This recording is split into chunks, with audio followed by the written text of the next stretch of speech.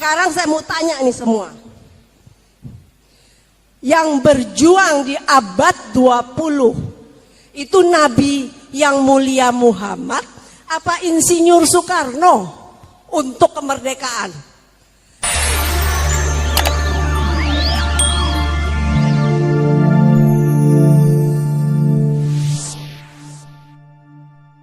Wakana lan ana sapa Rasulullah sallallahu alaihi wasallam yu ahsanan nasi api-api manusa apane kholqon bentuk fisike wa khuluqon lan perilaku sosiale.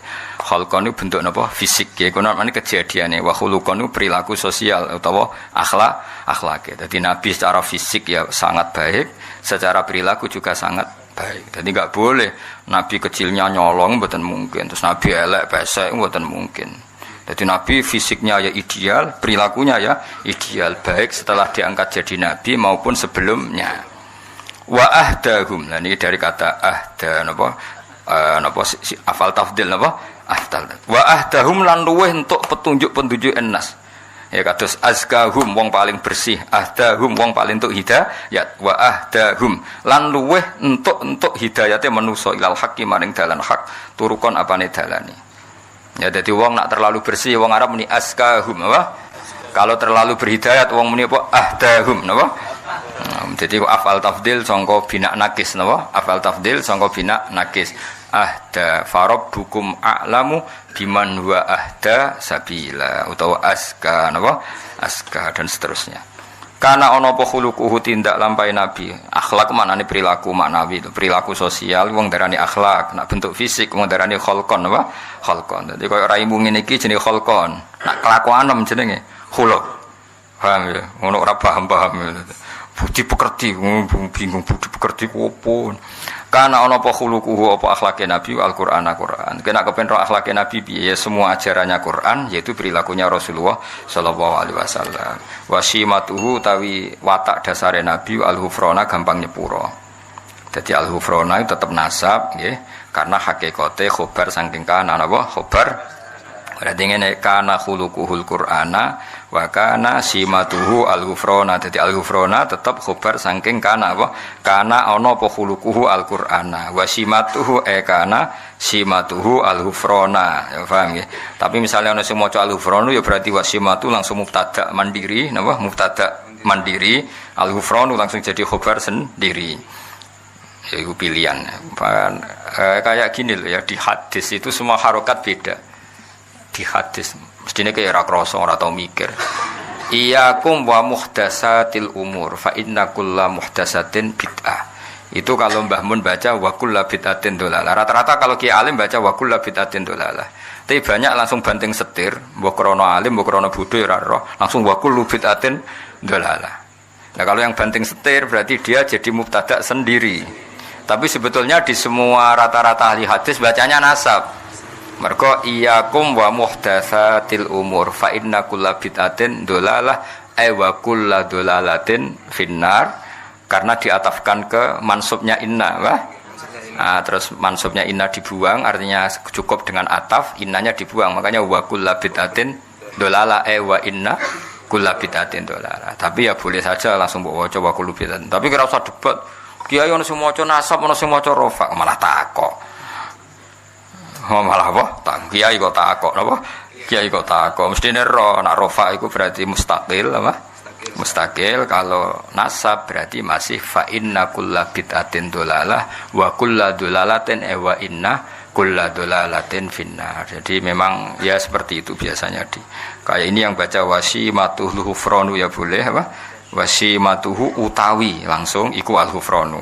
Nak baca wasimatu al-hufrona wasimatu wa kana simatuhu al-hufrona. Paham ya? Tetap mengulang kana napa? Yan sohu nasihati sapa nabi lil insani maring manusa wa yafsahu lan ngekeki kelonggaran sapa nabi fil ihsani ing dalam perilaku apik. Perilaku apik itu ndak ada batasnya. Longgar selonggar-longgarnya.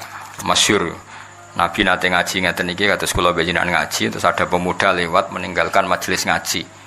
Banyak sahabat yang mengatakan, "Wah, celaka betul pemuda itu ada Rasulullah ngaji kok ndak ikut ngaji." Tapi Nabi dengan enteng ngendikan, pemuda itu ngerawat ibunya, ngerawat keluarganya. Jadi enggak ngaji ya bagus.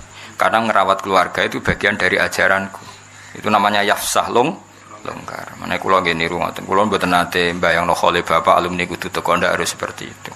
Misalnya yang di rumah ibu ya nggak perlu datang di hallnya bapak, atau lagi golek pekerjaan ya apa nggak perlu datang, atau genjatan senjata ambil istri ya nggak perlu datang.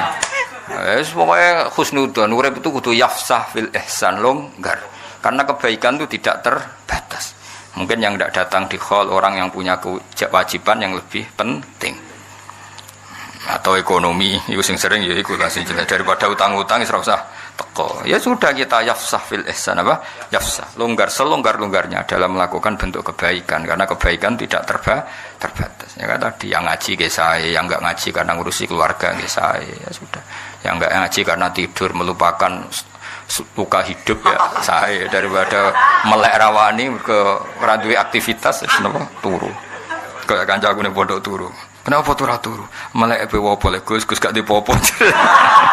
Nah itu trik-trik melawan apa? Kemiskinan apa? Ya sudah, itu ya baik. Semua kebaikan tentu baik. Zaman Nabi Sugeng wa yafsahu fil ihsan. Beliau longgar sekali dalam menentukan kebaikan. Ya selonggar-longgarnya. Jadi enggak boleh orang mendiktekan kebaikan pada orang lain. Santri khole kiai ini kok ora teko berarti santri apa? Tidak perlu seperti itu. Mungkin dia tidak datang karena masyarakatnya baru bikin masjid, dia ketua panitia, atau ibunya sakit, atau istrinya sakit. Kita tidak pernah tahu kemaslahatan apa bagi dia. Ya sudah, karena kebaikan longgar ya kita ikut longgar. Ojo asobiah kampungan. Mau sing kiai biasa ke sira kiai kok. Sing jembar napa? Jembar.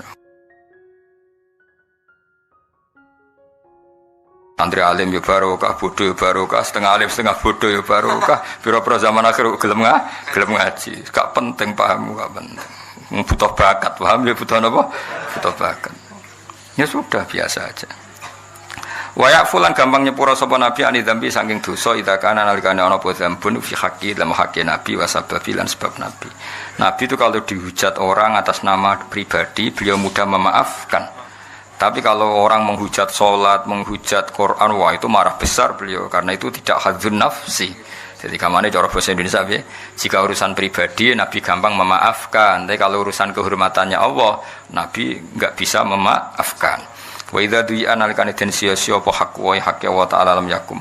Mongko ora bakal jumeneng sapa ahadun niku debi qiyamihi sallallahu alaihi wasallam. Niki ada tasbih yang dibuang. Semua syarah, semua syarah mengatakan ada tasbih yang dibuang. Maksudnya gini, jika kehormatan Allah ditindas, jika kehormatan Allah dilukai, maka tidak ada orang segarang seperti garangnya Kanjeng Nabi. Jadi mereka sebenarnya lam yakum ahadun dihudubi hudubihi sallallahu alaihi wasallam. Paham ya? Nabi itu kalau untuk pribadi dihujat gak apa-apa. Tapi kalau yang dihujat Quran, itu Nabi akan marah besar. Dan tidak ada seorang yang bisa marah semarah Kanjeng Nabi. Paham ya? Jadi mereka berarti lam yakum ahadun di ghadabi ka ghadabin Nabi sallallahu alaihi wasallam idza du'a haqqullah. Paham ya? Jadi kamane sampean nak dadi kiai tenan niku misale nyeluk santri rapati cepet iku biasa. Tapi nek ana santri kok ora subuh cepet-cepet kowe tersinggung. Mergo gak subuh cepet-cepet itu yang dilanggar haqqullah. Tapi nek gak ono kopi kowe iku hadzun nafsi. Orang harus bisa membedakan. Ketika aku ngongkon santri untuk bikin kopi saya kok terlambat, saya harusnya biasa. Jadi ketika mereka sering sholat subuh terlambat, saya harus tersinggung karena sholat subuh itu hakwa, apa? Hakwa. Sementara bikinan kopi itu hadzun nafsi. Iku ki waras, nek ngono iku makome waras, apa? Waras. Nah, ya sudah harus seperti itu, harus dilatih, nafsu kamu dilatih. Dilatih ben waras maksudnya, cuma dikembang ngono apa? Ya jelas ya. Jadi itu ada tasbih yang dibuang, mestinya redaksinya bi wa idza du'a haqqu lam yakum ahadun dihudubihi ka hudubihi sallallahu alaihi wasallam. Jadi kamane Nabi mudah memaafkan kalau itu urusan apa pribadi, tapi kalau haqqu yang ditindas atau disepelekan itu Nabi akan marah besar. Dan ketika beliau marah besar tidak ada seseorang yang bisa marah seperti marahnya Kanjeng Nabi. Itu masyhur, itu ikhmar wajh, Nabi tersinggung betul. Misalnya Nabi misalnya mulang itu mengajar, khutbah itu kan mengajar dulu, khutbah itu dibuat